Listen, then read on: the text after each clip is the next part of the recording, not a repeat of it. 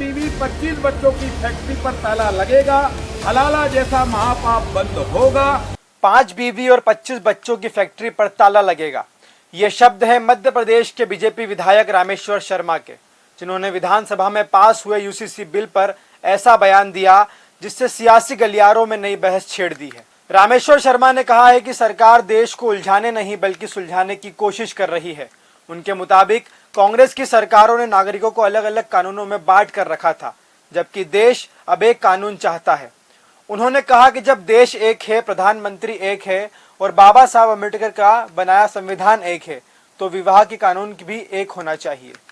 इतना ही नहीं, उन्होंने कहा कि यूसीसी लागू होने के बाद 5 बीवी और 25 बच्चों की फैक्ट्री पर ताला लगेगा और निकाह हलाला जैसी प्रथाएं भी बंद होगी। उनका कहना था कि अगर राम एक शादी करता है तो रहीम को भी एक ही शादी करना चाहिए। कानून सबके लिए समान होगा। देखिए, सरकार उलझाने की कोशिश नहीं कर रही, सरकार सुलझाने की कोशिश कर रही है। जिस कांग्रेस ने हिंदुस्तान के नागरिकों को 2-2, 3-3, 4-4 कानून में बांट रखा था, अब हिंदुस्तान के नागरिक भी चाहते हैं कि हमारा देश एक है, हमारा प्रधानमंत्री एक है, हमारा राष्ट्रपति एक है, बाबा साहब अम्बेडकर का बना हुआ संविधान एक है और इसलिए विवाह की परंपरा भी एक होनी चाहिए। इसलिए 5 बीवी 25 बच्चों की फैक्ट्री पर ताला लगेगा, हलाला जैसा महापाप बंद होगा।